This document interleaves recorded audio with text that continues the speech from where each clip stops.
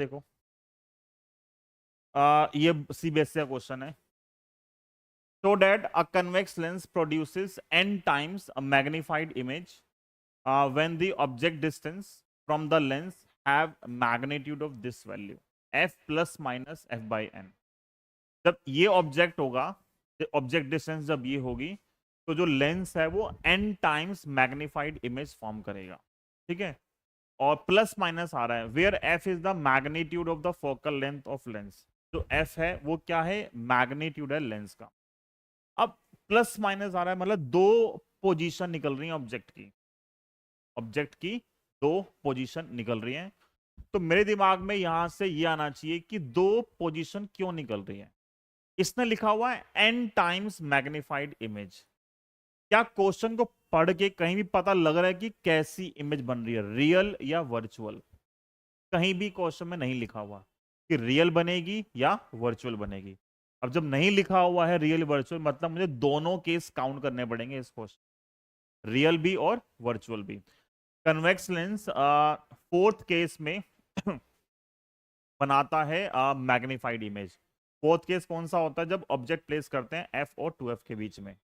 और एक six case तो वर्चुअल इमेज फॉर्म करता है। एक इमेज रियल है और एक इमेज क्या है, वर्चुअल। दो इमेज फॉर्म करता है, तो दोनों को हमें यूज करना है और आंसर निकल आएगा। तो देखो अब आंसर में मुझे पता है मैग्निफिकेशन का formula in terms of focal length and object distance. अभी हमने ड्राइव किया है, कहाँ है, ये रहा, f upon F plus you. Magnification का फॉर्मूला क्या होता है, m का f upon F plus you. m में कितने टाइम्स इमेज फॉर्म की गई, क्वेश्चन में कितना की लिखा हुआ है इस m को, क्वेश्चन में लिखा हुआ है जो m है वो कितना है, n टाइम्स मैग्निफाइड इमेज। तो m किसके बराबर है, n के बराबर है। तो मान लिया मैंने m का फॉर्मूला वैसे क्या है, f upon F plus you है। अगर रियल इमेज है, अगर रियल इमेज है तो रियल इमेज के लिए m क्या होता है, रियल इमेज के लिए m क्या होता है, नेगेटिव होगा। तो रियल इमेज है तो m जो है तो n के बराबर ही, लेकिन क्या यूज करोगे, माइनस का n। क्यों यूज करोगे माइनस का n, क्योंकि रियल इमेज के लिए मैग्निफिकेशन हमेशा क्या आती है, नेगेटिव आती है। ठीक है, और ऑब्जेक्ट हमेशा लेफ्ट साइड में प्लेस करते हैं तो u हमेशा क्या आएगा, नेगेटिव आएगा। तो ये लो यहां पुट कर दी, तो ये आएगा माइनस का n इक्वल टू f अपॉन f और प्लस माइनस का। ठीक है, इस f और टर्म को ऊपर ले गए, माइनस का n नीचे आ गया।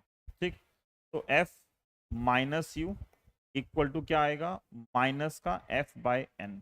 लिख सकते हैं ऐसा, यहां से u को उधर ले गए और ये टर्म इधर आ गई, तो u कितना आएगा, f plus f by n।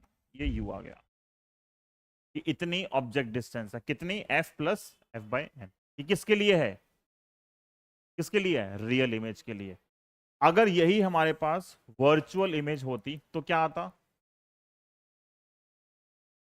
Virtual image के लिए जो मैग्निफिकेशन आएगी वो क्या आएगी, क्या आएगी, प्लस n। तो सेम फॉर्मूला फिर से, जहां पे m था वहां पे कितना आ गया, n, f same, f same, और u कितना हो गया, माइनस u, क्योंकि ऑब्जेक्ट डिस्टेंस हमेशा नेगेटिव आती है। अब f माइनस यू किसके बराबर आएगा, f बाय n।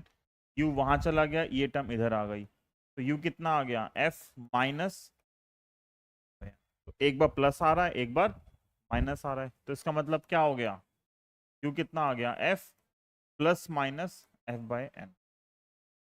ठीक है,